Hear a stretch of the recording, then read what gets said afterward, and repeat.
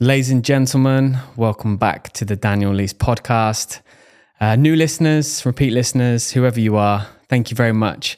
The podcast over the last 30 days has had north of 8 million people watch our content online, which is mind-boggling. You know, I would say probably 3-4 months ago, I was thinking, well, what am I doing this for? Because of the views and stuff. And then all of a sudden, just went through the roof. I doubled down on the content and got some amazing guests and here we are.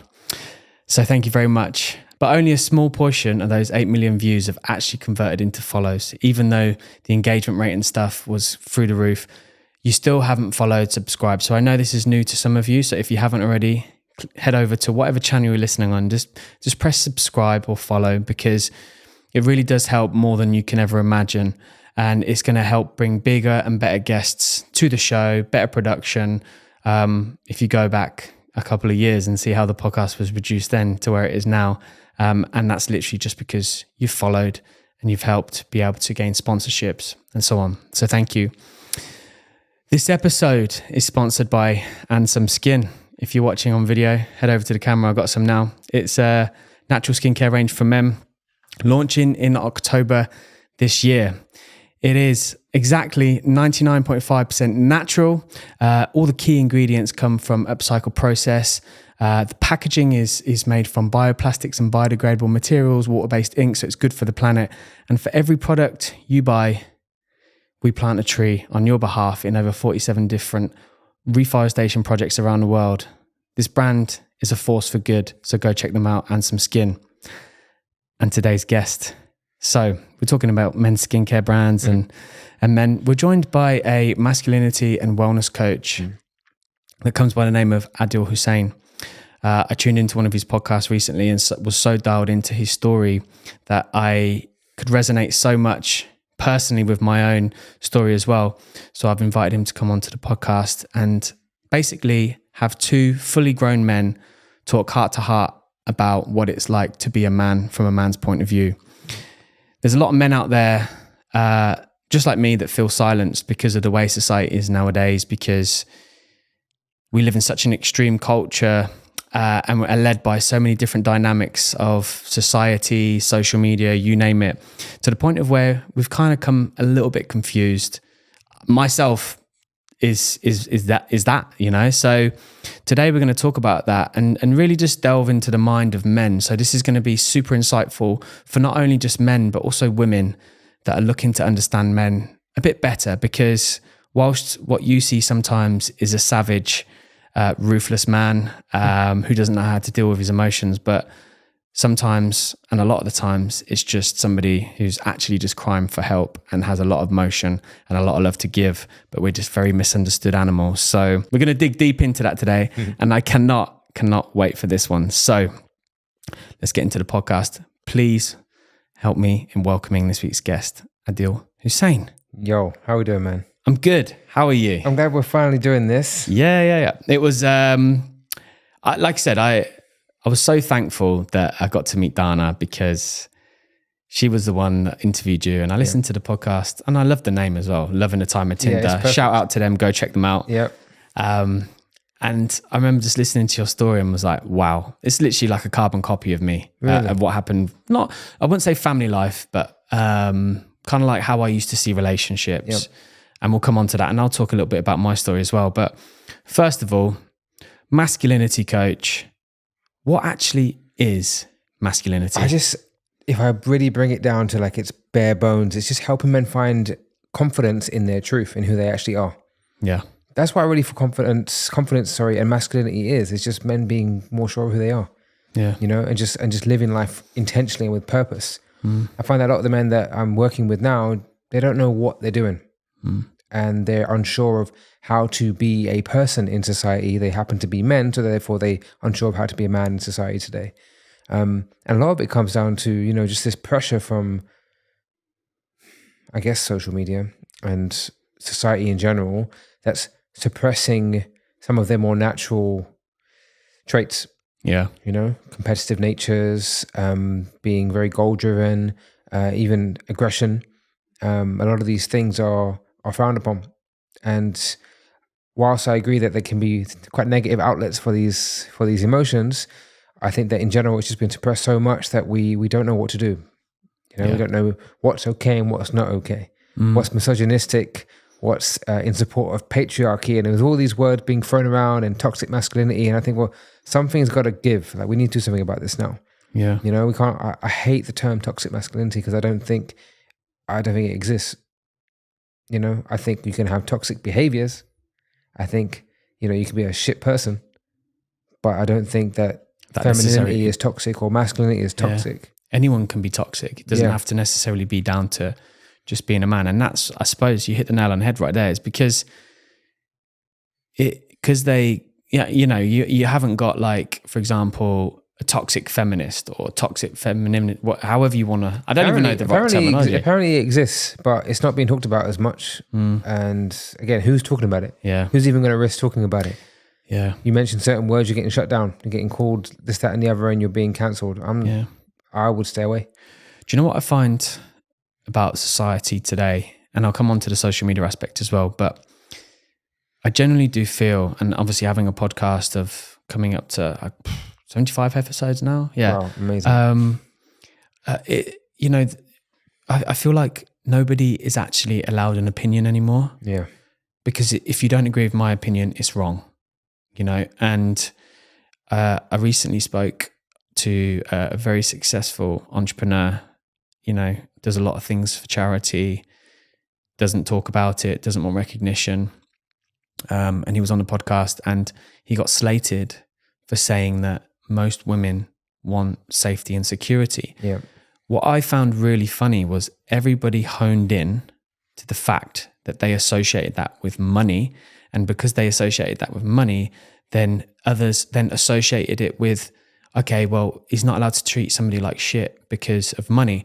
And I was like, safety and security, how did that get your brain into the mindset of thinking that? It just shows how they're thinking. It's crazy. Right? That shows what they deem to be safe and secure. And I had to explain to so many people that safety and security means loving that person, treating them with respect, making them feel safe, making them feel wanted. Yeah. And then also the additions that come with that, like being able to let them thrive as an individual and elevate them. Yeah. And yes, having a roof over our heads, making sure we can eat, that Maslow's hierarchy of needs, that we do need certain things looked after. And I think pretty much every woman that I've spoken to, like in the last few years while I've been here, for example, they say the same thing. That they do want someone to look after them. Yes, they can go make their own money, but actually they still feel that there's this gender role. Yeah. And I think even that now is frowned upon, that gender role. It's like, no. Yeah. But I find that we typically will naturally fall into a place where we are doing certain things that, women typically did and men typically did. And I find that men, for example, I went on a retreat in the desert in February. Just a bunch of guys, 3 days, no food, just water. And we spent, of those 3 days, 24 hours of it we spent alone. Sorry, no food? No, 3 days, no food. Just water? Yeah. 3 days? In the desert. In the desert. So part of this was it was a men's retreat in order to kind of confront shadows, right? To just be with yourself, basically. It's funny I had to pay to go and just be by myself, but we, sometimes we need to do that on purpose. But I found that each man just felt at home with nature and just started using his hands and doing stuff like I did. I got creative. I ended up fashioning a stick and shaving it down with my blade. And, I'd never done it in my life. But leaving a man or men alone in nature, we just found ourselves doing certain things. Building a fire, like making like shelter, like we just did it, Because it's natural to... I think there's certain things that are innate. And I find that, I feel that over time we've lost that, that internal instinct, that hunt. And I find that women have lost that nature too. What was natural to them is no longer natural. We're in a war now where men don't know how to be masculine and women are no longer in their feminine.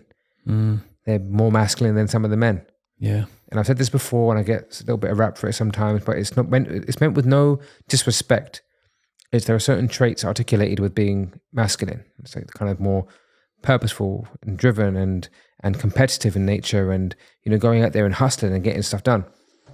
Maybe you've got some traits of your own that you assign with masculinity, but women have had to do that in that quest for equality. They've had to adopt certain traits to get things done. Yeah. And because of their success in that, where does a man fit in society? If we don't need to be the breadwinners, we don't need to be the one that owns the money, where do we fit? Because equality doesn't work, especially when it comes to the dynamic of a relationship. Purpose. Yeah.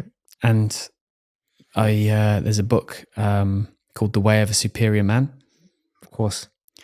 And I do you know what? I actually, at one point I had to turn it off because I found it difficult to listen to. Why?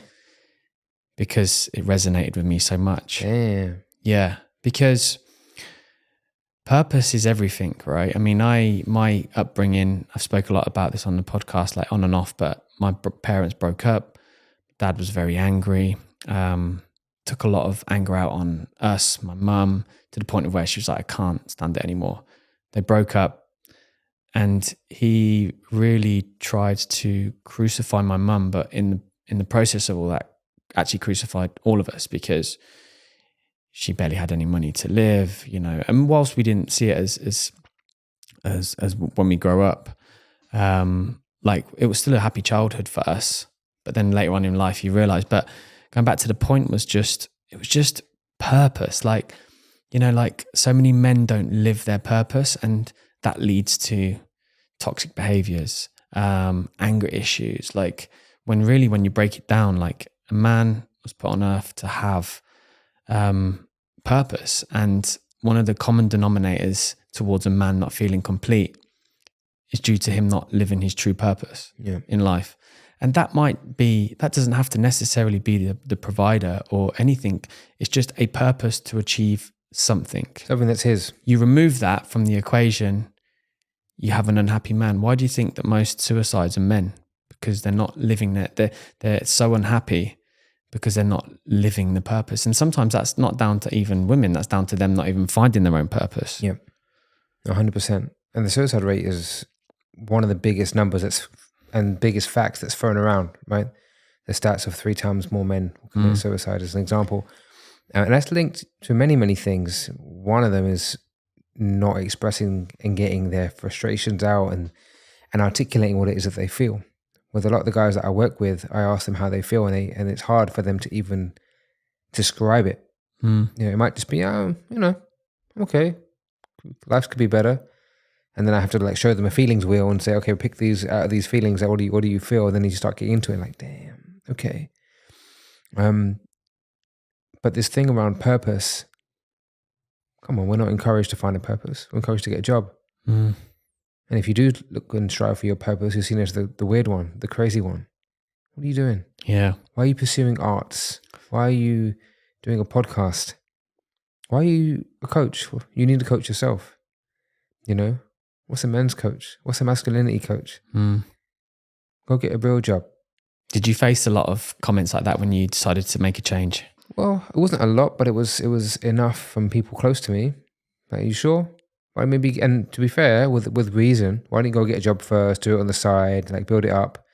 Maybe I was stubborn and just didn't do it. But we have to do what is right for us. In the book Way of the Superior Man, as you mentioned, he says your purpose comes first. A man's mission is more important than his partnership. Yeah, is more important than his relationship. And that's a hard pill for people to swallow. Yeah. But when a man doesn't do that and he puts everything else first, that's when you see men hit midlife crisis. That's when you see men just getting depressed and sad. That's when you see men doing stupid things, like you said, toxic behaviors, cheating. It's just something to feel alive. The midlife crisis is one of the biggest things that men go through because they're living a life, I can't remember who coined it, might be Jordan Peterson, a life of quiet desperation, just wishing for life to be better in some way until it hits breaking point.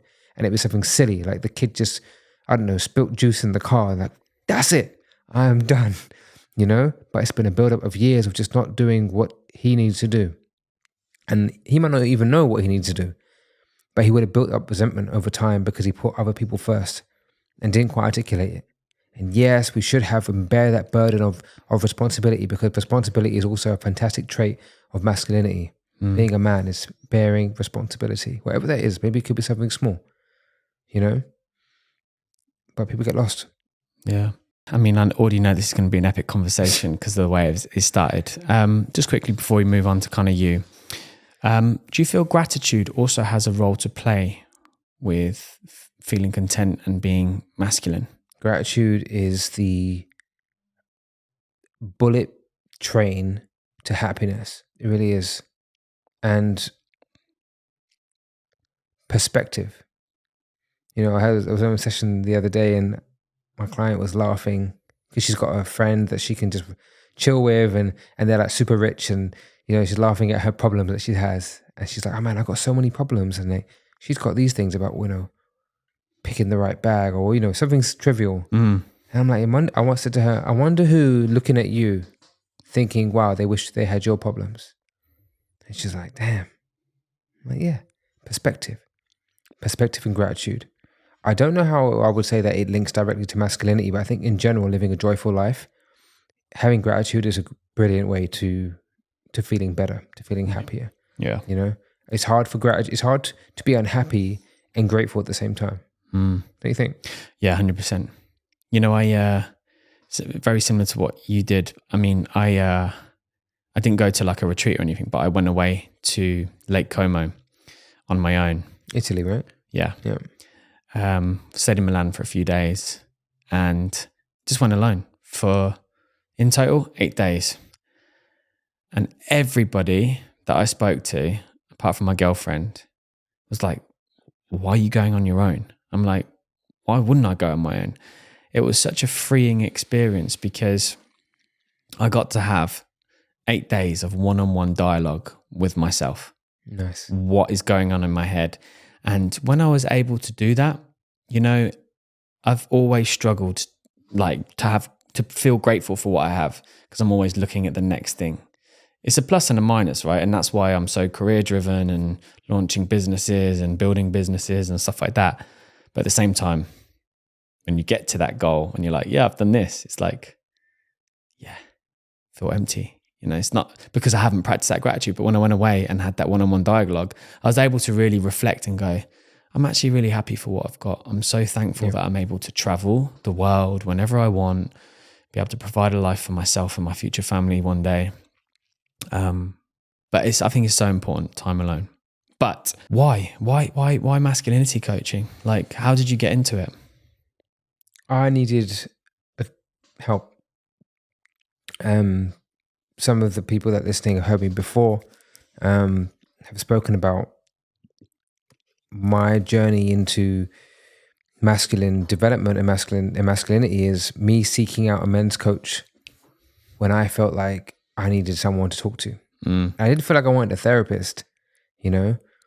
I had gone through a breakup after cheating on my girlfriend. I had gone through some really difficult times with my family, being kicked out of the family home at the age of 31. So even 31 is quite an old age to be living at home. It's quite common in kind of my culture. Half Indian, half Pakistani. I was at home with my mum and my sister, and I felt like I had to be at home. You know, I felt like it was my responsibility to be at home after my dad left. So that's why I stayed. But when I left, I felt a mixture of relief and deep sadness. And so I went on a retreat to Morocco just to get away from it all. And it was a yoga retreat. And I deliberately picked this yoga retreat because I wanted to be around old white people. I'm just going to put it as bluntly as that. Basically, it's people that I didn't want, I wouldn't be attracted to. Okay? Just older spiritual people, just wise and just there just to let go and relax, and I could do some yoga, and surfing was kind of cool, so I could do that too. But I met a Reiki healer. I had no idea what Reiki was, but she expressed that she's giving away these well, not giving away, but doing sessions for everyone. And during that session, which was supposed to be just 1 hour long, ended up being 3 hours. And what transpired during that session was a deep understanding of myself in relation to my mum. It was groundbreaking stuff for me. First of all, I never talked like this to anyone, you know. I was kind of on my spiritual journey, but not like that. I didn't know how to even where to even start. That's why I was glad that we were able to have that kind of conversation or whatever it was that was going on at the time, where I could just relay how I felt about my relationships. But the main thing that came out of that was that I had suppressed a lot of what I really felt throughout my life, for many reasons. And I was a very angry kid. I was a very angry man, and it would come out in outbursts, either as an outburst or it would implode within me, and it would just be a destructive cycle of. Did you ever get in trouble for it? No, it was only those close to me that got hurt. My family, and my partners. I never hit anyone or anything like that, but it was visible anger. I might smash something, or I don't know. But I realized that I needed to speak up more, and I wanted to do more of it with other guys. And the next thing was that I realized that I didn't feel enough love growing up, and that played a big part in a lot of what it is that I've been through throughout my life and my relationships. But not as an excuse, but at least an understanding. So once you can see something, or once I was able to see it, I was like, okay, maybe I can see a way forward. I don't want to be this person anymore. I don't want to be angry. I don't want to be silent. I don't want to be this guy that's the nice guy. Everyone thinks I'm amazing, but actually I'm not. That's a hard pill to swallow. I'm not. I wasn't a good man. I was a nice guy. And maybe you've read the book No More Mr. Nice Guy or come across it. It's hard to admit that, and think, wow, I'm not the guy I think I am. Yeah. This ego has been protecting me for so long, but I actually have caused a lot of pain, and I don't want to do it anymore. And I'm sure we'll continue to cause people pain without realizing it, or on purpose, or for whatever reason, but it's our responsibility to go out there and try and heal ourselves and fix certain things. So I left Morocco, came home, and I started this thing called Not Just a Man. So before Brotherhood DXB, before me being a coach, it was called Not Just a Man. Yeah, I saw some of the podcasts and stuff titles. It said Not Just a Man. Yeah, so the first one was that's what it was. And I was like, okay, well, I'm not just a man. I'm more than a man. There's more to me. There's emotions, and there's feelings. There's a lot going on. I'm not just someone that's meant to tick a box for someone else. I'm more than a brother. I'm more than a son. I'm my own person. And I went through that journey just trying to understand that. So I came out and I saw a men's coach. His name was Alexander Cottle, and we had men's circles online. It was just 8 men over 4 weeks, the same 8 guys, locked in, tackling some really hard stuff, which we call the shadow, right? Parts of ourselves that we need to shine a bit of light on to bring, awareness to it so that we can overcome it and then integrate it. So there's parts of ourselves, like this need for attention. Like this, there's a big part of me that loves it. I love being on these podcasts. I love having conversations. I like seeing my name and my face on Instagram. I like it. And I can be ashamed of that, ashamed of wanting the spotlight, or I can own it and integrate it and say, this is me, and it's okay.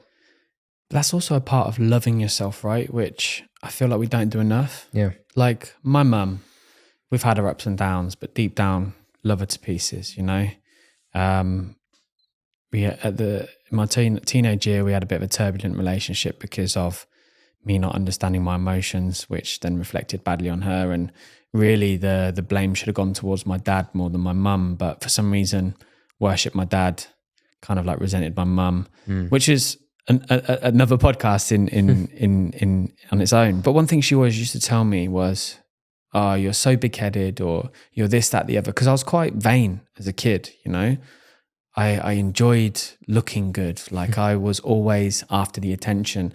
I had to be the center of attention. And I don't think I've ever dug deep enough onto why I did that. I think maybe it's self-explanatory. But you hear, like you say, from an early age, you hear stuff like this. And she meant it with no malice. But what it does in the long run is it's like, well, oh, maybe I am too much. Maybe I'm this. And when the problem that lies within is that we don't truly value ourselves enough. It's like a lot of people will look in the mirror. I sat with a good friend of mine the other day, and he's an amazing guy, like amazing, good looking, ambitious, clever.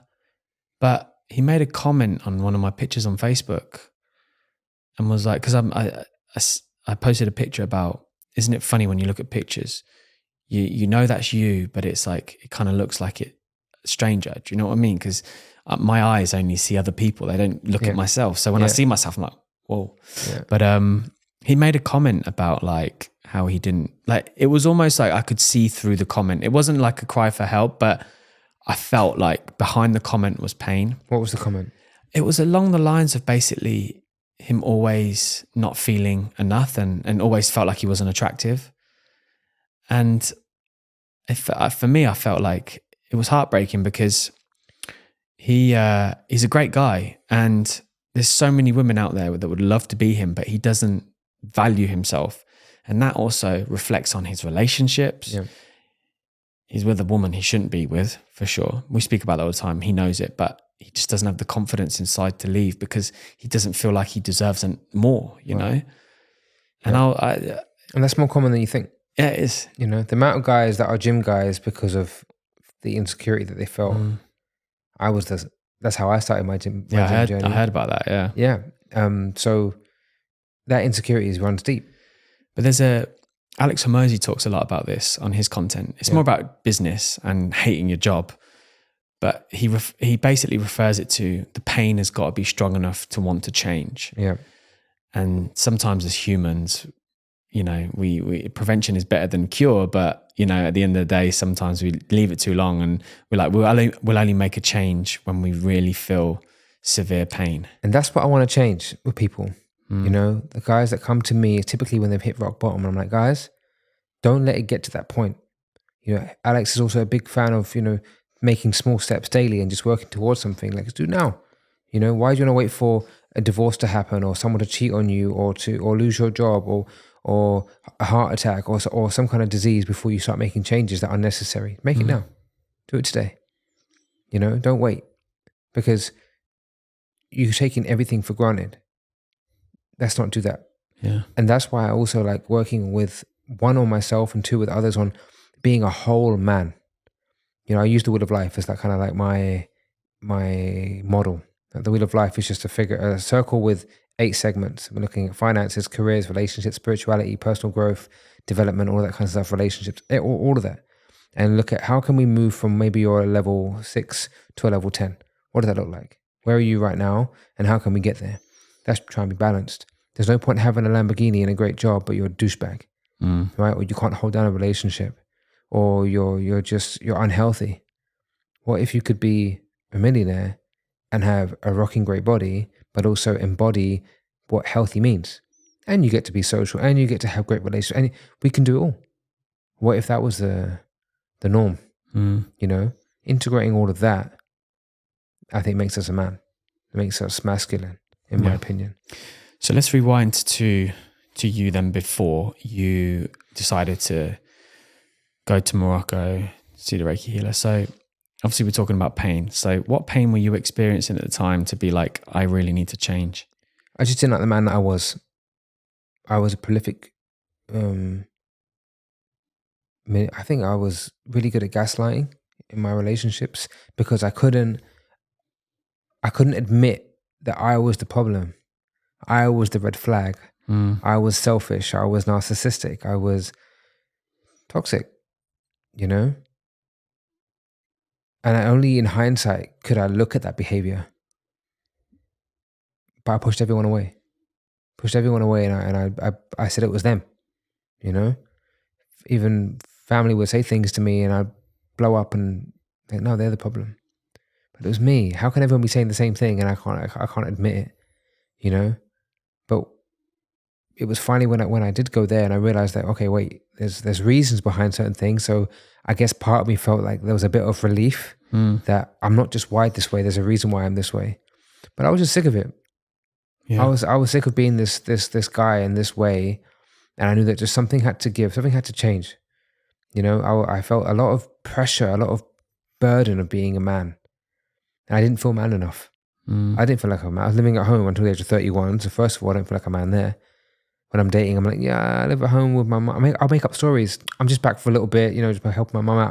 I would lie because I felt ashamed for being home. I had a decent job, but I still spent money that wasn't mine. So I had credit card debt to, again, act like I was the guy. overcompensating. I had a decent car, overcompensating, because I didn't feel enough. Obviously, I worked out at the gym, so I looked the part, but that was, again, just covering up insecurities. It's not a way to live. What was I doing? Where was I going with my life? My average relationship span was a year and a half, just moving on, but not getting any happier. What would make you move on from those relationships though? Like, was it quite a popular theme? Would you experience boredom? Like, I think I would go tired of nagging, but their nagging at me was just calling out my shit. They're calling out my shit, and I'm getting frustrated at it, saying that no, you need to change, or you need to, think differently. Sometimes it's hard to take criticism, isn't it? 100%. Especially when you're not in the right place. Right. But in general, I didn't know I wasn't in the right place. That was just me. That was me. I was living my life. I was okay. Back then, ignorance is bliss, and I just thought I was the guy. Everything was cool. Don't get me wrong, I'm still a nice guy, like I said, but there were parts of me that were intolerable to other people, and it wasn't fair. I treat my girlfriend as if they were just someone. They weren't everything. Yeah, well, not even like an object, but just they weren't integrated into like me as a family, and that's also cultural for me. But it was hard to face criticism because it was a direct attack on who I was as a person. That's how I felt, And to be honest, I'm still facing that stuff now. Like I'm trying my best to navigate certain things and learn parts about myself and integrate these shadows. But there's some things that are really hard to shift. Like I've had some therapy on it and stuff, and I'm speaking it out, and it's important. And even with my partner, we talk about these things, and she's very good at telling me, like, this isn't a me thing, this is a you thing, and you got to deal with this, and it's hard. It's hard. I notice myself, and I notice my inner child behaving a certain way. Like, I know that it's him. And it might sound weird. I don't know if people who are listening might think, well, in a child, but basically, the younger version of you needed something when he or she was younger. And if they did or didn't get it, it affects you when you're older. And your behavior as an adult, when triggered by certain behaviors, will bring all that shit back. And it happens a lot. Yeah. It's tough. It's tough. And most of the time, we run away from all of that. We run away from the relationships, or we manipulate and gaslight, or we cheat, or we go towards coping mechanisms like alcohol, drugs, food, all these other things to deal with the pain rather than actually dealing with the root. And I'm on a quest to deal with the root. Yeah. I had a very similar experience with one of my best mates, James, a dear friend of mine, and I love it. I love having friends like that around that are so brutally honest, because he hit the nail on the head. And it was the same. Like, this is why I resonate so much with your story, because up until my current girlfriend, I wasn't very self-aware, and I was purposely digging for the red flags. Like, I was looking for them. Like, I was like, I'd wake up in the morning, where's the red flag? Yeah, is she snoring? Like, whatever, like, really minuscule things. And snoring is a big one. Yeah. If you can't get me 8 hours a night, it's over. But no, on a serious note, and I remember telling like carbon copies of like why we broke up. And my mate James just went, "You always fucking say this. Is it them or is it you?" And I was like, wow. Yeah. And I was like, it's a good point. I mean, I wasn't horrible. I was just, like you say, it was that fearful kid inside me. And I know why it is now from doing therapy, is witnessing my parents break up was so catastrophic at that age that the little person inside me, whoever it is, the chimp brain or the younger Danny, was so afraid of commitment. Yeah. The second he saw something that was bad, he was out. I even still have it now sometimes. Like, if we have an argument, me and my current girlfriend, the first response is, I can't deal with this. And it is an ongoing battle, and it's an ongoing working process. And it's the stuff that's hardwired in our brains. It's like, we go to the gym and work out our muscles every day. Yeah. And we might not even go to the gym for 2 weeks. We're not going to lose the muscle, right? Because we've trained and it's the muscle fiber. And it's the same for the brain. Like, there's stuff that's hardwired in our brain for a very, very long time. Not only do we not work on our brain as much, if you talk to, and I'd say if we went outside and spoke to 100 men and said, have you ever done therapy? You'd probably get 10 out of that 100 men that have said, I have. 10. Yeah. Um, It's getting better now. I think it's more popular. Yeah. I mean, the good thing with social media is that whilst there are some negatives, there's also a lot of positives. And the positives are, it's actually teaching men, groups like yours, bringing people together where men can openly speak. They're not going to feel judged because the man in front of them has also experienced the same thing. Yeah. And you'd be surprised at how many men are going through or have been through the same shit you've been through or going through now. That's why the brotherhood is so important, So like we had 13, 14 men yesterday in the men's circle, which is fantastic. It's growing so wonderfully. And we're just sharing stories about picking the right partner. That was yesterday's topic. How to choose the right partner. And you know what the solution was? Give me a wild guess. How do you pick the right partner? Talk to them. Communicate. Well, this is a fantastic response. But the key thing that came out of yesterday, which I think a lot of ladies would love to hear, is the men need to know who the hell they are first and know what they want and what their values are and what their beliefs are before trying to find someone else. Who are you and what do you stand for? So many men don't know that. I didn't. I just bounce around just looking, oh, she's cute, and then you go, that's it. But you avoid and you ignore important factors, we call them red flags, but like real red flags. Where do you disagree on certain things? One of the boys in the group said that, I told that his now wife, these are my values and beliefs on date one. This is what I stand for. You got to be able to deal with this, and this. Can you?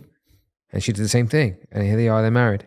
Been together years. That's a great scenario, but that it won't be the same for all. Nope. So,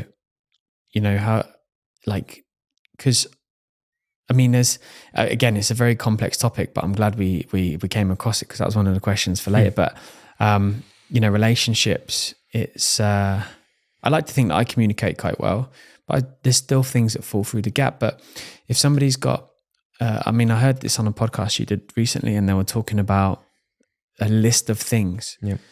But do you not think going in with so many expectations of this is what I want from a partner is also kind of like counterproductive as well, because it sets too many expectations. This is why you're going with your beliefs and your values. So that's what came out of the conversation yesterday was know who you are. Know what your non-negotiables are. For example, you want kids. That should be something that should be discussed early, because if she doesn't want them, off you go. 100%. I'm a religious man, for an example. I want my kids to be Muslim. Are you okay with that? Yes, no. Cool. Okay, fine. That's just knowing now. There's no point doing this. Not, let's just see how it goes. No, have the difficult conversations early. Enjoy the fruits later. Yeah. Don't have the hard conversations later when you've gone past the honeymoon phase and you think, oh my God, we had all this great time. We're now in love, but we've got fundamental things that we're not okay with. There is nothing wrong with going in with what it is that you want from yourself, but also what you expect from your future partner. If you're just looking to have a bit of fun, you don't need to have that conversation, But if you want something serious, why not? Why not just be honest in the beginning? Yeah. And if that scares someone away, cool. That's not the person I want. I want someone serious. I'm serious. A lot of men can get afraid of that when a woman does that. They get freaked out. Like, yo, I'm going with the flow. They're not serious. Yeah. They're not serious. A lot of the guys that I know here in Dubai, especially in their 30s, are definitely afraid of commitment. They've had too much fun. There's too much choice, and they don't need to or feel the need to settle down and commit. Yeah. Be honest. Be a man of integrity. I think that's a pillar. That's a pillar of masculinity that I would say we could do better to uphold. Yeah. And I'm still speaking to myself. I've got to keep reminding myself. There are moments where I let myself down. But integrity is a big one. Be a man of your word. But anyway, honesty is the best policy. Yeah. Why would you want to live like looking over your shoulder or something? Just be clear. Just be clear. And you know that even if you do get dirt thrown in your face or you do get people that be upset, at least you can know with hand in your heart that, no, I'm clean here. Yeah. Have you studied the history of humanity and men and the makeup of kind of who we are? No, not really. Because that was one thing I looked a lot into before doing this podcast, because you know, it's like, I mean, men have certain urges, right? And I've always been curious as to why we get these urges, you know, whether it's one thing or another. I don't know. I'm not just talking about sexual references. I'm talking about lots of things. And it made me think about how we're hardwired as humans. Okay, I see where you're going with this. Yeah. You know, so I actually looked back at masculinity, and masculinity dates back to 3000 BC. So we're talking, what, effectively 5,000 years ago. And the way they described it was masculinity has obviously always been a thing, you know. When we were at school, history was all about Romans and who was the dominant one, and whoever wasn't the dominant one died at battle and stuff like that. It's always, you know, so like you fast forward that to today, and I asked myself the question, is society suppressing the fact that we are just animals? Yes, we're intelligent. Yes, you know, we're able to communicate effectively and stuff like that. But is society really suppressing the natural aspect of what a human is? I watched something the other day and it said, you know, if we were to go to war, like, we're not ready for war. Which man is ready to go into battle? You know? I'll be like, I'm out. Nah, I'm a lover, not a fighter. So we're not ready for that. Yeah. So there is a degree of suppression, and you got to think at why. What is this? And then people talk about the agenda and all these kind of things. Like, what is the greater reason for the suppression of masculinity within men? Because the masculinity within women is not being suppressed. It's being praised, glorified. Why? Why do we want a world of less masculine men or feminine men? Why would that exist? And you're right, we go back thousands of years, men were just doing their thing. There was no, you know, confusion about anything. It was just, they were existing. That was just what naturally came to them. Survival of the fittest, right? So those genetics and then those kind of traits, everything were also carried on and carried down the bloodline. Naturally competitive, resourceful. They knew what their place was. They would get shit done. You know, they could fight. They were strong. That was all part and parcel. Yes, there was the horrible side of it as well, where women, children were suppressed, oppressed, all of that kind of stuff. But that was just the way of the world. Now we're going the other way, where we're trying to get all this equality and everything as well, which I don't think is really functioning too well. Because imagine we do go full circle and the world is full of feminine men that can't get women, and women don't want these men. No more procreation. No more kids. The population as we know it will just die out. Yeah. It won't exist. So when we hear the notions of, I don't need no man, or everyone should just, you know, we don't need many more, we don't need to procreate anymore, they're not really forward thinking in the preservation of society and the generations that come after us. They're not thinking like that, you know? It doesn't make any sense to me. We have lost our ability to just be naturally who we are. And it's a huge debate even. If you get Jordan Peterson here, and I hope that one day you do, he'll say, what is natural and what is, you know, what is it really? That's a hard one to answer. It's like you're reading my mind, because earlier on, like I don't know about you, but like I always see things pretty black and white. Yeah. Either is or isn't, etc. And I know you got some complex topics, but I was literally just coming up with all these questions and thoughts and everything in my head. And then, do you know what it just related to in the end? My answer to everything was, what is real? Yeah. Like, what is actually real? We've just entered the matrix, guys. Yeah. Like, what's real? You know? We just, and you know, there was a social media video that I saw online, and it was like a human, and then it zooms out, and then it goes into the galaxy, and then the galaxy. And you just realize, like, we get so fixated and worried about something when really, you know, we're just a tiny little speck in a speck, in a bigger speck, in another speck, you know? It did lead me down the path of like, what is real? Look, at the same time, we are everything and nothing. Yeah. Right? And I think that's just a beautiful reminder just to get on with life and just enjoy this journey. Yeah. These debates even, there's no need. Yeah. People just need to feel like they're doing something these days. They want to belong. And that's why I feel like we're going on this journey of masculine and feminine and everything else that's happening in that sphere. People just want to be someone and have an identity. Yeah. Because of everyone now is comparing themselves to everyone else. It's so easy now to see what someone else is doing and think, well, that's not me. I wish. Yeah. And so you either be inspired by that or you feel, I guess, demotivated by that, which could lead you to be aggressive, sad. It could be a troll online. You can get people like that. I like that also. But really, so what?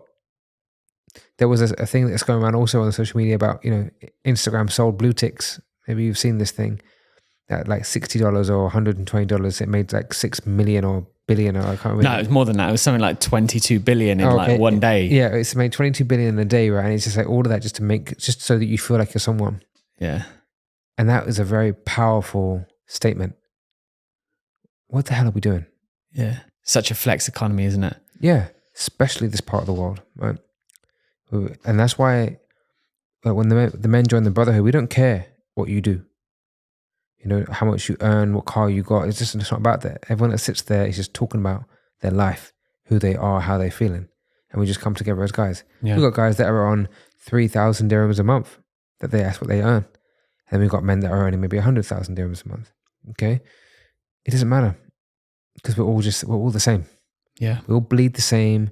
Our heart beats the same. We dream the same. We sleep the same, we eat the same, we shit the same. Everything is the same. We're going to die and we're going to go to the same damn place. Yeah. What does it really matter? So just live your life with purpose and intention. Be a good person. Be honest. Give back. Do good things. Just enjoy this. Yeah. How do we exist together? How do we thrive together? It shouldn't have to be like, this is a female CEO, this is a male CEO. It's just the attributes. How do we bring that together? But the people that are complaining are the ones that have the problem. Sometimes there's a problem, sometimes there isn't. I'm a founding member of a female-run, female-owned, female-friendly co-working space. All the founding members are female, and I think I'm the only guy. Okay, so there are so many platforms for women to thrive, but there are certain industries where it's going to be more male-dominated. But if we are able to just really look at someone and think, you know what, they did. So I'm thinking, imagine I'm a woman looking at a man that's being praised for his work. If I can really look at him and think, you did a good job, and it wasn't about him being a man, and really feel that, that's step one. And same for vice versa. You got to flip it. And not, she probably got praised because she gave him, like some favor, which also does exist. Men do think that. She got to the top because of this reason. It's a weird thing that men think a woman that is successful is because of this, and women think, it's just men in the boardroom because, it's a boys' club. That does exist, right? It does happen in certain industries. If you're noticing that you're struggling to move up in certain ranks, and you've got to leave that kind of company because maybe it is led in that way. It is a wider discussion around equality in the workplace. I'm all for that. But how can we bring men and women together to talk? Yeah. I think talking regularly, like led by management, cohesively to understand each other, I think is powerful. Because women go through different things. As an example, one of my friends, she's in her 50s, and she was saying, I got to deal with stuff that men are never going to have to deal with.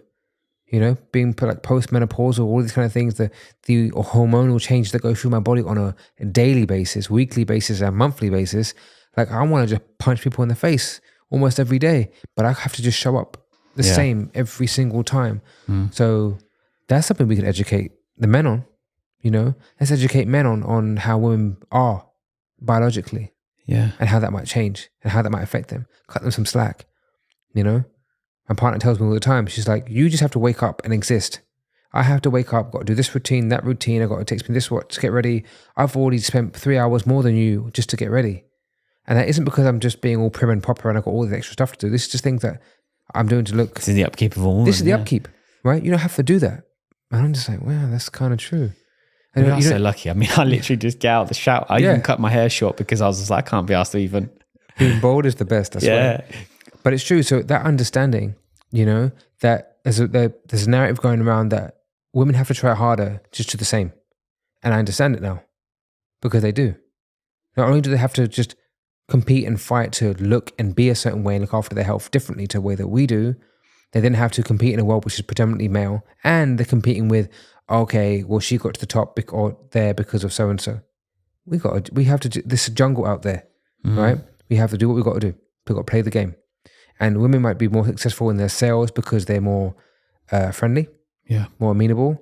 Maybe they are pretty to look at, and actually men want to buy from them. Like whatever it is, play the game. Okay, there's a book next to me by Neil Strauss called The Game. Okay, it's all linked. Is that over there? Yeah, It's all linked. People that are bitter will always be bitter, regardless. And yeah, people are going to be hard done by society, by the world, and it's not fair. But life isn't fair. It's never going to be fair. But you've got to find the way to outshine other people, or at least navigate this unfair world in a way that you will be more successful, or you stand a higher chance of being successful. Yeah. Rather than complain. If you don't like where you are, you move. If you think you can do better, do better. But don't be bitter about it. You know? Yeah. So, I mean, at the beginning, you talked about toxic masculinity and how you don't agree with it. Yeah. But first of all, how can men display masculinity in a positive way? Being decisive. You know, don't sit on the fence with things. If you think something, think it, say it, be comfortable in that. Be willing to challenge other people in a way when you're not comfortable. I think there's two very big things for me: decisiveness and assertiveness. So many of us are hiding in the shadows, you know? I also think that chivalry is a lost art. Like, we can be chivalrous. I think it's nice to, be a gentleman. You know, also taking care of how you present yourself, I think is quite masculine, it could be seen as feminine too, but I think it's good to take care of yourself, taking care of your surroundings. When it comes to, I guess, relationships and dating, it's also being clear, it's being direct. And again, like you said, being honest. These are very healthy ways in order to be masculine. Taking part in competitive sports, I think, is a healthy way of being masculine. Competition competition I think is so important. And when we don't have competition and it's being diverted into things like online gaming, as an example, we lose that natural element of competitiveness and connection that supports masculinity, and also brotherhood. Like, obviously I'm a little bit biased, but brotherhood is so important. Having men around you, good men, and calling out other men. When you see shit behavior, call it out. Be a man of moral, integrity, honesty, and assertiveness, direction. Seek out your purpose. Spend time alone. Be comfortable in who you are. Notice the parts of yourself that are uncomfortable.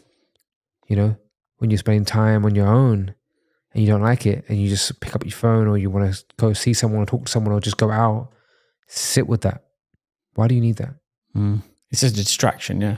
People hate to be bored now, don't they? Yeah. And then toxic masculinity. So why don't you agree with toxic masculinity? As I mentioned in the beginning, it's just because there are toxic behaviors, but masculinity isn't toxic. Masculinity is just masculinity. Men just being men isn't toxic. It's not misogynistic even. Misogyny is the hatred towards women. Yeah. Most times that people have used the word misogyny, it's not even related to them hating women. It's just an outwardly, maybe hyper vocal expression of masculinity. If you mentioned Andrew Tate on your Instagram story, I don't think he's a misogynist at all. I think he loves women, to be honest, right? But he's got his own particular views that are very in one way, very one directional, right? And so it can be misconstrued in a certain way. Plus, he's angry and shouty all the damn time. His delivery is terrible. It's awful, yeah. I mean, this was the point going back to opinions earlier on. He's the sort of person that doesn't agree with other people's viewpoints and opinions. And that's fine. Yeah. Why can't we all just agree to disagree? Exactly. The whole world now is just, you're wrong. You're wrong. No, you're wrong. You're just be. What if we all just got on with our lives? Let him say what he wants, Okay. And the same way that we're saying what we want. Yeah. Why are we any better? Someone could come and say something to us about this podcast. Yeah. I'm sure there'll be people that listen to this being like, oh my God, just listen to these two. Like, how sexist are they? Like, yeah. And the thing is, I don't believe that at all. Like, I genuinely believe in the harmony, right? So there's so many women's circles, right? Just to listen to there's so many women's circles. Yeah, it's crazy, isn't There's it? no men's circles. Or at least I think there was one that I joined a couple of years ago. But we need more of this. And then I want to bring everyone together. Bring men and women together. Because we should be, like, a lot of women message me and say, Adil, I wish I could hear the conversations that you guys have. I'm like, yeah, because it will solve a lot of shit. Yeah. You know, if you could really listen and just hear what these men have to say without making it about you. That's why they come. Yeah. Because they can speak their truth and there's no consequence. You just met with, me too. Got you. I feel you, man. Been there. Here's what I did. Brotherhood. Yeah. You know? But we want to bring them all together. And there are so many women that really support what we're doing, you know, and they want to see us thrive because there's a difference between healthy and unhealthy masculinity. I'd rather call it unhealthy masculinity. And that's when there are parts of us that are being drawn out in a negative way, right? So you can be competitive and you can just be a douchebag about it. Yeah. You know, you can be overly aggressive, right? But I wouldn't call it toxic. It's not good. Yeah. Because it also kind of demonizes like how we feel effectively, doesn't it? And you then start, again, it's a part of the problem. You then start second guessing your behavior because people will just throw these insults at you. I remember my best friend growing up, like, he was good at everything. So good at everything. He's good looking, he's a dancer, he could skate, he could do it all, right? And people would tell him like, oh, you're just lucky, or you're, you know, oh, you again, or, you know, why, you know, you're always set up for attention, or you're just looking for it, or you're a show off. And I can see over time that his outwardness and his extrovert behavior kind of slowed down a little bit. And now I can look back and think, wow, people are just insecure. That's insecurity for me. You know, he was just doing his thing. He was just showing himself out as he wanted to show in his truest self. So now we don't know who the hell we are because everyone's got an opinion that they're pushing on us and we're just trying to fit in. Yeah. So I think that in this quest of fitting in, we're all just trying to become the same and losing our own identity. I think that is something important too. A man just being comfortable in who he is and not being... There's a couple of guys, there was guys that I was working with before on the Mentality podcast, Corey and Manny, great guys. And Corey's very just so sure of himself. Like he's very like, you could look at him and think he's outspoken or arrogant, but he's not. He just knows who he is. He knows what he stands for. He knows his values and his beliefs, and it's empowering to see it. But I know it's intimidating to a lot of people, and they can look at him and judge him. But that's how we should all strive to be more like this. Just, this is me. Just take me as I am, you know? Rather than think that we have to just dim our shine, suppress our voice, just in order not to rock any boats. And that's where you kind of also fit in with the nice guy mentality. A lot of girls will say, oh, he's just too nice.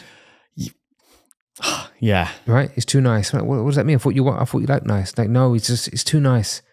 Need him a bit rough around the edges. But when it's the rough around the edges, it's what they're looking for is someone that just will say no or will be direct. Will be masculine. Yeah, exactly. See, now we'll get back into it. Being direct, as able to be assertive, but not controlling. There's a difference, right? You can show your masculine frame and your power in a way, but without being domineering or dictatorship type, dictatorish. So that's where it comes into this healing part of it, and knowing who you are, knowing what parts you need to work on, and using your social cues as cues. Like you had people speak to you, people from your past and say certain things to you, and even your friend was like, yeah, maybe it's you. Yes. Receive what's coming in from the outside and think, okay, is there a little bit of truth to this? I promise you, when you start working on these parts of yourself, you will start to reclaim your masculinity. So the brotherhood is where men come together, talk openly. Now, obviously, I'm not asking you to say this person said this and that and the other, but you work with women as well, right? Yeah. Yeah. So that's interesting because it's almost like that's like being like the fly on the wall, right? So what's the most common thing kind of like men will come to you with and say like, and I know it's quite broad because I'm sure it's actually to like a few things. It can be broad, but typically it's relationships. I maybe they are not attracting anyone. You know, what's happening? What's wrong with me? Why am I not attracting a partner? Then the next one is just feeling pretty shitty about their life. Like they've got nothing going for them. You know, then they struggle to get into the gym, or they're overweight. They've lost drive and motivation. I don't know. I just give up. You know, those kind of guys, I've got to make sure that maybe they've had therapy or getting therapy, because I'm not a therapist. Because that sometimes they need that kind of extra support. And the final one will be around their careers and finances.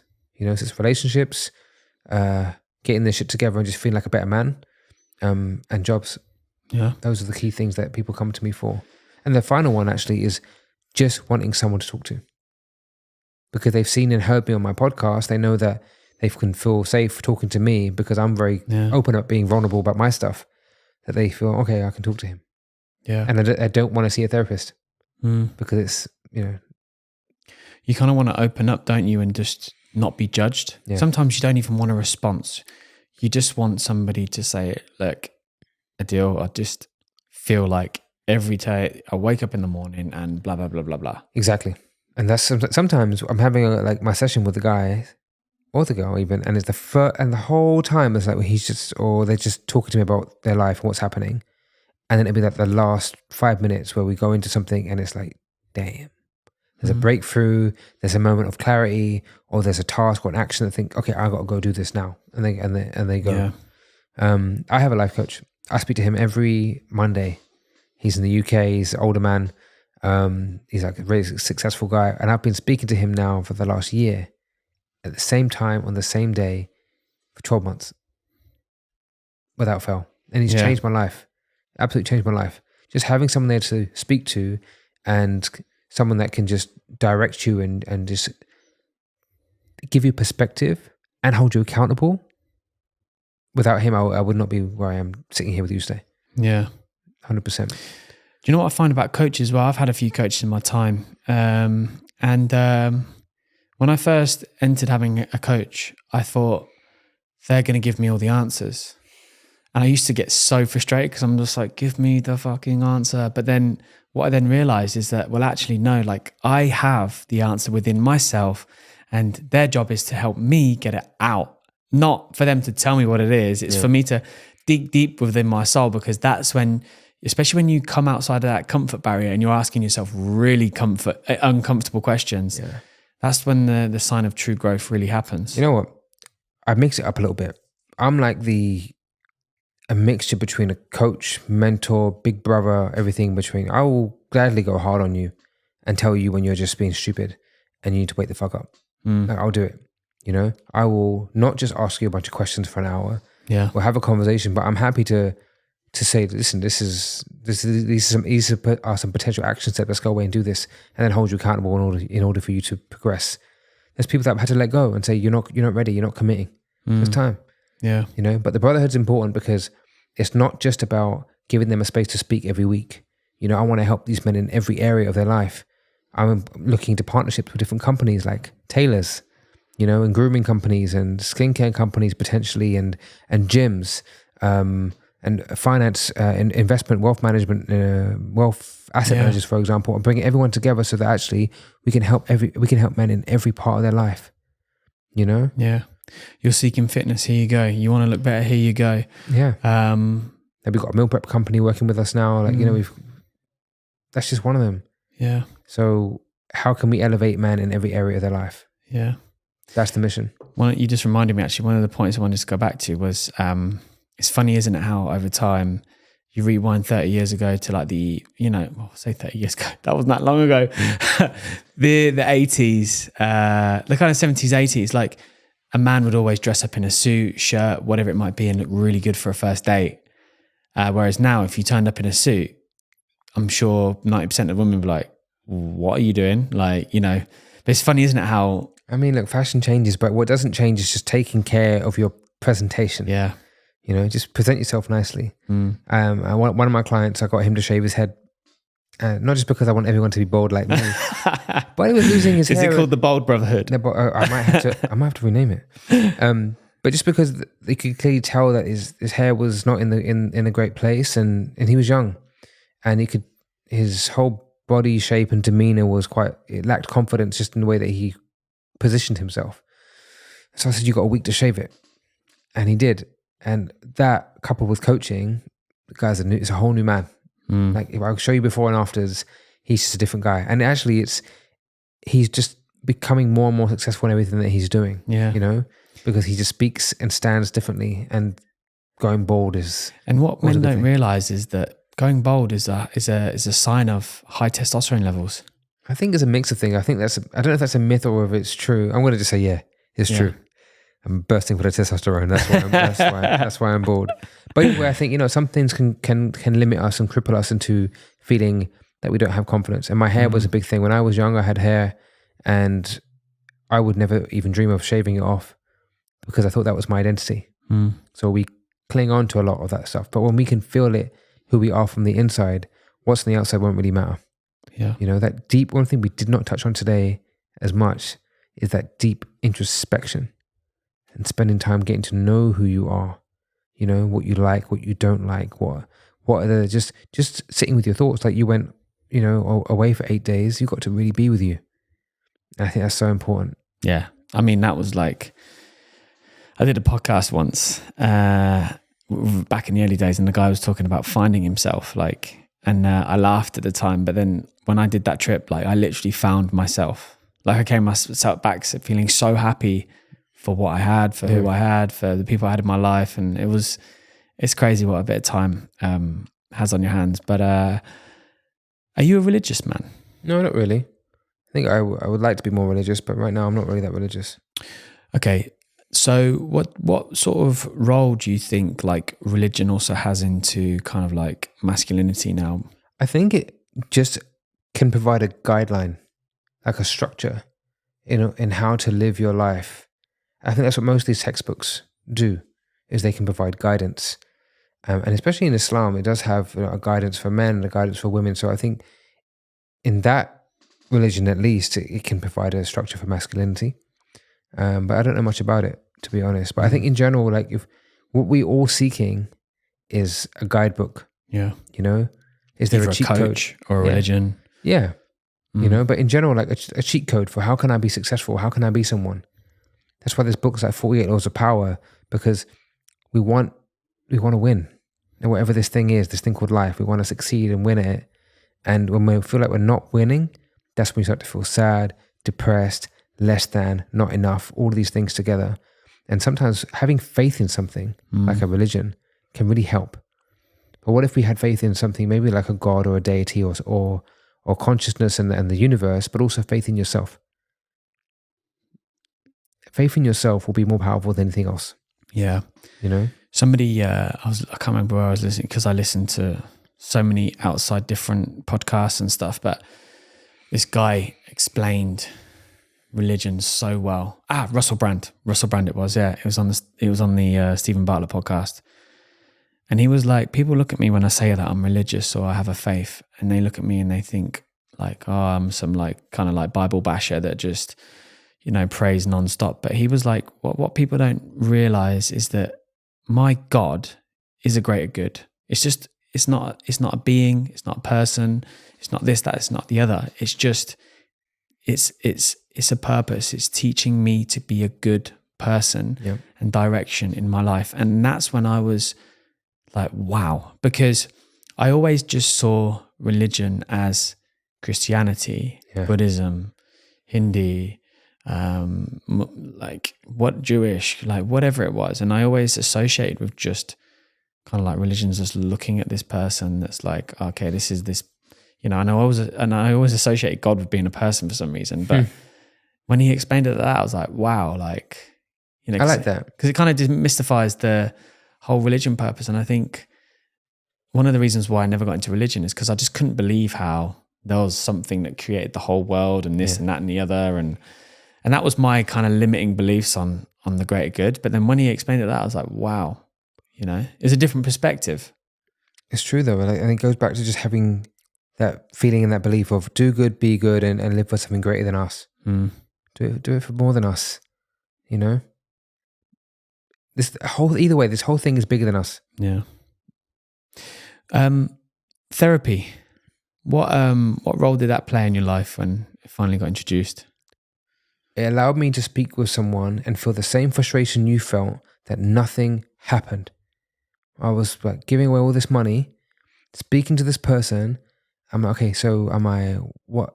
I should feel better now, right? Nope, did not feel better. The first therapist I had I did not enjoy it at all. He didn't understand. It's like dating, isn't it? Oh my God. But way more expensive. It's such a waste of money. It was such a waste of money. Like I just felt like I was just sitting there and he would repeat things to me like, okay. But it helped when you've got someone that comes from maybe a similar culture, also understands you from a perspective. And because I find that the fact that he was like a 55-year-old like white guy, he couldn't resonate with a lot of things that I was going through. And it does help. So other therapists that I've had have been Indian or Pakistani or someone from that kind of culture and been British, which really helps. So we can speak the same language. Yeah, we speak the same language and they understand the culture, and that really helps. And then you can know a good one from a not so good one when from the questions that they ask and the things they pick up on. It played a role in one, helping me realize that I'm not crazy. I'm not a bad person. There's just things in my past that have led me to be here, but everything can be worked on if I'm willing to face confrontation. And I think a lot of us men don't like it, especially because it's confrontation with the self. I've had to confront me, and that's so hard. It's so hard, and there were moments where I would speak for an hour, I'd go home and I'd feel like so drained for the whole day. I'd get emotional, I would cry. It's a release. Even just speaking is such a release, Even after podcast, like I just felt like I can't talk to anyone for a couple of hours afterwards because it's a release of stuff. This isn't just like coming here and sharing our experience. No, I feel really invested when I have these conversations. Yeah. It means so much to me. But therapy helped just detangle some of the things that were going on in my mind, but also the things that I couldn't articulate properly within my like body, the way that I felt, and someone was able to help me put the words together. That's empowering. I think therapy is empowering. That's how I would put it. Yeah, I mean, it's I remember doing my therapist, and again I found a few people, and again I was going to like women and stuff like that, and then I was just like got introduced to this one guy and he just got me. And I remember just saying to him like, can you please just help me cry? Because I always struggled to cry. Wow. And because I just wanted to release, like I felt like such a pressure that I just wanted to release. Where did you feel it? All over my body. Sometimes I feel like I want to explode because like it's even when like my nan and granddad were so close. I was so close to them. Like all of me, my brother and sister were all so close. And they were just, I mean, they provided a lot of happiness in our childhood. And granddad got cancer and died after, well, he got told he had 6 months, and soldier went on for like 3.5 years. Like proper great guy, just like they don't build them like him anymore, And I remember like I really struggled to cry and have emotion, and I felt bad, I felt guilty. Yep. I felt horrific because I was just like, he meant so much to me, but yet I'm not able to express emotion about it. And the same happened with my nan when I went to her funeral. It was just, I just couldn't. And even now I look at photos and I still think, I kind of think in a part of my brain, I suppose, has not come to terms with that gone, because my brain sometimes thinks that they're still going to be there. And then you realize that they're not there. But also, like, why do we have to cry? I know there's like a physical release and therefore an emotional release. But why? We don't have to. But I felt the same way. My grandmother passed away while I was stuck here. I couldn't fly home. And that was really, really hard. And I also didn't cry. I didn't cry, couldn't cry, tried to cry, nothing was happening. And I also felt guilty. And in the end, I had to be like, okay, well, how do I mourn her just as I am? So I put on some music that she liked. I had a photo of her, and I just spent time with her. And that was just my way. And I thought, whenever it is that it's going to really come, or in whatever way, it will come. And I always feel it in my throat. Yeah. It gets me randomly, man, randomly. I was at funny. So like, as we've grown older, me and my brother and sister, we've always had a close relationship. But I went back to England over Eid, and we went to a Guns N' Roses concert. Nice. And one of the songs, I just started crying. And it took me 2 weeks to realize why. And I actually messaged in the group, and I was like, guys, I just figured out why I was crying. And they're like, why? I was like, I was just so happy that we were there together. But it made me really sad because I wondered when the next time would be. And it was so random, it just caught me by surprise. I'm like crying, and everyone's dancing, singing. I'm just like, You're like, sweet child of mine. Yeah. Sweet tears of mine. Oh, no, man, that's nice. It's also like happy tears, right? So it's kind of foreboding, but typically it's quite happy at the same time, that you just so loving that moment. Yeah. You know, and a lot of guys who say this to me, I can't cry, or I haven't cried. We're not allowed to. We're not told that we can. Come on. I was always told growing up, like, we don't cry, boys don't cry, like, man up. Like, we've all heard these same things. So we don't show tears. We don't. It's not for us. Now I'm like, cool, I want to cry. Like, I get emotional. I get the solitary tear might come down from time to time. No shame. Do you know what's really random as well? Sometimes I get really emotional when I see people on like Britain's Got Talent and stuff like that. Yeah. So weird. I'm like, it's not weird. Why? It's not weird. Look, one, they know exactly what they're doing with the editing, right? They know how to get that story and the right music at the right time, the crescendo. Like, they know what they're doing. Okay, but it pulls on the heartstrings. But we're emotional beings. Especially as we get older, we lose a lot of that kind of like, gain the pretense, and we gain empathy. We move, especially now with what you're doing as well, right? Just you're engaging with more people, you're leading these kind of conversations, you're invested.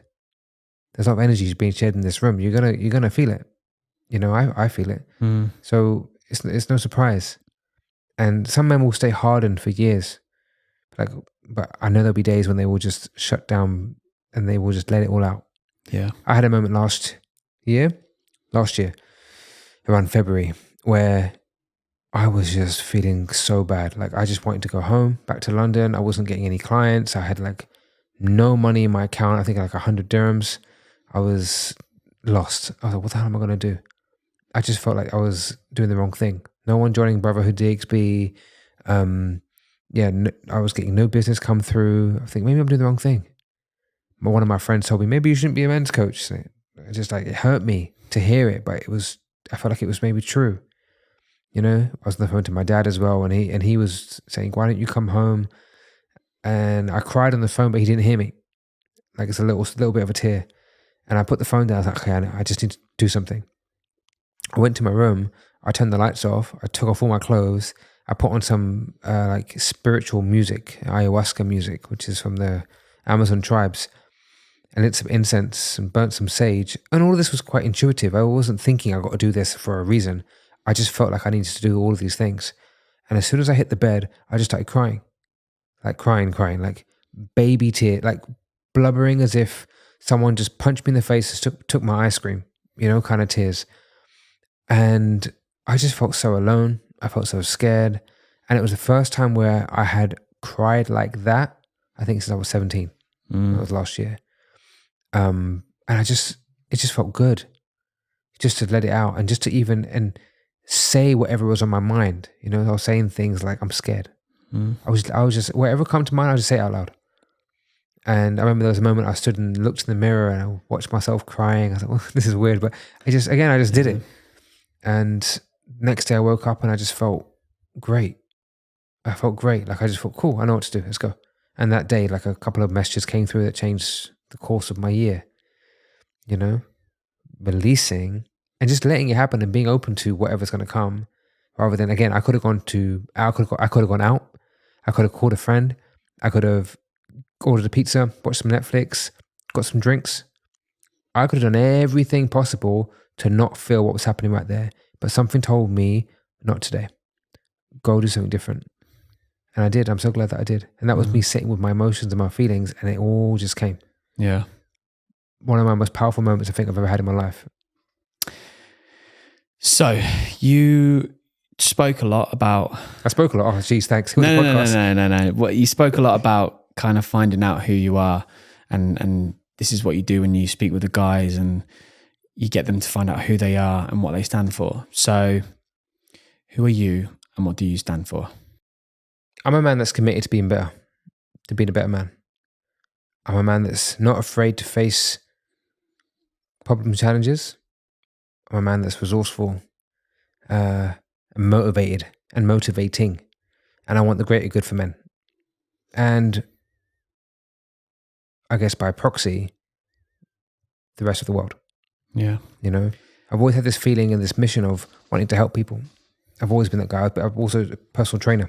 So I was training people back in London, and I was always that guy, Mr. Motivator. I want to help people, you know. That sits strongly within me. I also believe that I'm a man that loves his family, but I feel conflicted with that because I don't have them here. I'm not with them. And I find it very hard to show my love to my family when I'm not around them. I'm terrible at picking up the phone and giving them a call. But I'm working towards just being the best version of me. Yeah. I mean, that's the best way of me expressing that. Well, that's a great answer. And just want to say thank you so much for the time and opening up and everything. But before we go, I did put a post on Instagram earlier on and wanted people to kind of engage and ask questions. Right. Yeah. So we actually have some questions. So some of them, okay.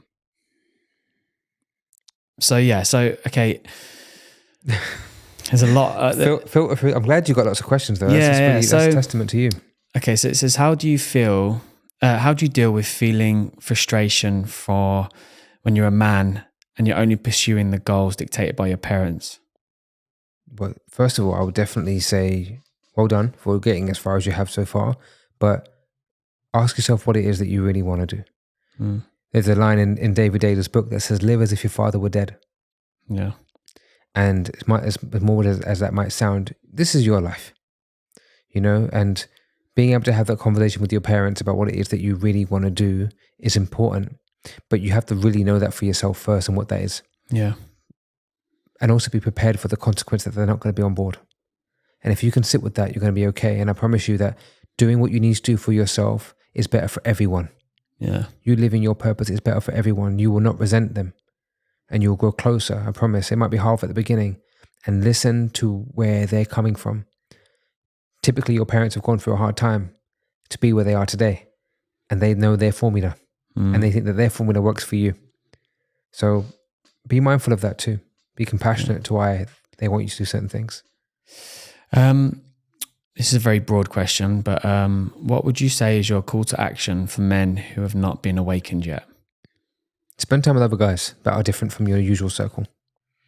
Just be open to different perspectives, and that will awaken you.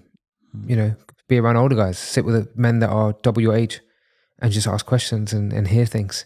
What is the primary motivation behind creating the Brotherhood DXB? I needed it. I needed brotherhood. I needed men around me. And I wanted to create a space where men could just be open and honest. That was so important. Yeah. What is detrimental to the development of men when they consume sexual content? Yeah, it's just frying your brain. So there's lots of biological reasons why that content is bad for you. But in general, it also depletes your motivation to be a better man. You know, if you are not doing any of those things, your testosterone will rise. You'll have the desire to want to be with someone in a sexual nature. So you're more likely to put the effort in. You know, you maybe speak to people and you go out there and you want to make yourself, look better, feel better. Yeah. You'll do more things. But if you know that you can just release that dopamine through the internet, you lose that drive. Yeah. So cut it out. I encourage every man to cut it out and retain. How does fragile masculinity affect men? When I hear this term, I hear that there's people that have insecurities. Okay, so a man can have insecurities, and that doesn't. And we could say he's fragile. That just means handled with care. right? So if you think someone is insecure and you think, oh, he's fragile, how would you handle a glass when it's being transported? Yeah. You wouldn't attack it with a hammer. You would treat them with care. So please handle with care. Ask why. Why do you think someone is like what they're like this? Where does it come from? Everything comes from somewhere. Even toxic behaviors come from somewhere that can be dealt with, listened to, managed, handled. You know, no one wants to be an idiot. No one wants to be toxic or douchebag. They just programmed that way for over many, many years. There's some really hardcore red pill people online that I can see are definite misogynists, but I guarantee a woman broke their heart. Yeah. And they are the way they are for that reason, you know? So handle with care. Yeah. How does social media influence a man's persona? I think social media influences, I guess, in every way possible, but in the detrimental sense, it can just create that huge comparison, right? It can take us to a place where we're never satisfied where we are, and it can distract us from what our purpose could be. Yeah. So instead, we're striving for material gain and the look of the lifestyle rather than greater good, inner work, being a better version of ourselves, personal development, personal growth, and also just being happy and satisfied with this journey of life, rather than thinking that we have to strive for more. You know, I need another 100 mil, I need this. Why? You don't. But you think you do because of what you're seeing online. You know, and also it can be detrimental because it can be a massive distraction. And we can end up scrolling for hours and think, well, what the hell just happened? So, yeah, a couple of things there. And last but not least, if I'm a man, this isn't a question. This is just this is a question from me. Okay. Just to kind of end the podcast. So, if I'm a man that's hit rock bottom, and I kind of need like the first steps to changing my life, what advice would you give? Don't isolate yourself. Do not isolate yourself. Go and speak to someone. Ideally, someone that you trust. It could be a complete stranger, and you can call people up for this. You can come to the Brotherhood. You can speak to me, but speak to someone about how you really feel and what's happening. Don't shut yourself away, you know, and be mindful of the things you do to make yourself feel better, and ask yourself, are these things taking me closer to happiness or deeper into the dark? Yeah. But that's my first thing. We can go into it. That's a whole podcast on its own. Yeah. But the key there is don't isolate yourself, and definitely speak to someone about it. Adil, thank you very much. It's honestly been great to share the mic with you, and we could talk forever, but we don't have forever. to be continued. Exactly. Thank you so much. Wow. So as I said at the beginning, it doesn't matter if you're male or female. I'm sure you would have took a lot away from that conversation. And just kind of like, if you're a man, help you understand yourself a little bit more. But if not, you know, you can always reach out to us. We always encourage, you know, there's even Q&As on Spotify, there's comment section on YouTube. So just drop a comment because we'd love to connect with you. And I'm also going to include all the information on the Brotherhood because I'm a part of the Brotherhood now. Yep. And I met some amazing guys last week. So come join us if you're local in DXB. I don't know if there's any online hookups, but be a part of it because you can still communicate and chat with a team and be a part of something and, you know, help just other people around us just be general better humans. And obviously females, anyone that's listened to the full podcast, I hope we've tried to help you understand us a little bit better because I know sometimes we can be really difficult to deal with, but just bear with us. You know, we're just emotional beings that want to be loved in a nutshell. That is perfect. Yeah. So if you enjoyed that podcast just as much as I did, then please hit the like button, comment, share it with somebody that would need to hear this. And also, of course, if you want to hear more of our content, hit the follow, subscribe button, because as I said at the beginning, it helps more than you can imagine. So thank you very much for giving me your eyes and ears for the last hour and a half, and we'll see you next week.